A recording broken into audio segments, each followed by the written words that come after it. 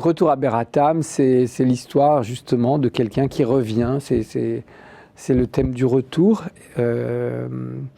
bien sûr, mais du retour vers un pays qui a été un pays ou une ville ou une région qui est liée à l'enfance du héros, enfin du personnage, et qui revient retrouver la femme qu'il a aimée, la jeune fille qu'il a aimée, avant de quitter le pays pour immigrer, un peu comme, voilà, comme ça c'est très fréquent de nos jours avec toutes les problématiques, des drames écologiques, des drames politiques, des drames sociaux, et donc tous ces mouvements de migration voilà, ne font que s'accentuer. Donc je dirais que c'est lui-même une sorte de victime de tous ces événements-là, mais là, pour le coup, qui revient, sauf qu'il revient après la guerre.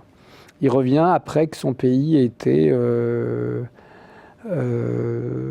impliqué dans un conflit assez violent, sanglant, où les drames se sont joués. Mais en même temps, il revient dans un pays où la guerre n'est plus là. Mais ce qu'il trouve, en fait, c'est les traces. C'est ce qui reste dans les consciences, c'est ce qui reste dans la nouvelle morale qui s'est installée suite à tous ces événements. Et donc, c'est ça qui est en jeu dans ce texte, en fait.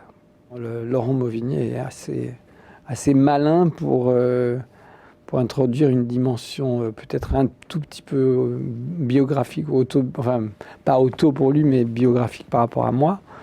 Et voilà, mais c'est vrai qu'en tout cas, c'est quelque chose qui résonne, qui me touche et qui me parle énormément, oui, c'est sûr. Oui. Avec le texte, le sens s'impose réellement à chaque mot, à chaque phrase.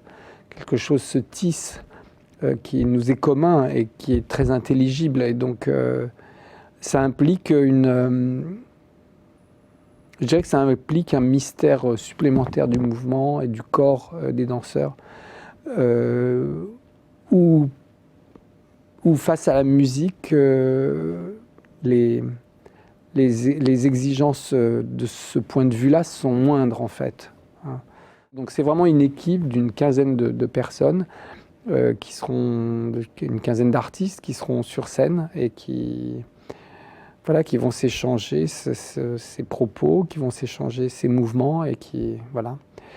Étant donné que ce qui m'intéresse, c'est les relations mystérieuses qui peuvent exister entre les mouvements humains, les phrases des humains et les résonances secrètes qu'il y a entre l'un et l'autre, en fait. C'est intéressant de voir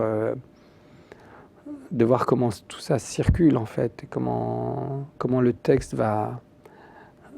Comment les comédiens vont danser différemment que les danseurs, et comment les danseurs vont dire du texte différemment que les comédiens. Tout ça amène des strates et des nuances, des variations dans ce projet, oui.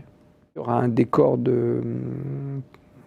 sur lequel déjà on a pas mal avancé, avec Adel Abdessemed, qui est un plasticien qui vit entre Londres et Paris, et qui est un plasticien qui s'intéresse beaucoup à la question de la violence, en fait. Et je pensais que c'était assez intéressant de lui proposer cette collaboration, et de fait, il a répondu avec enthousiasme à cette proposition.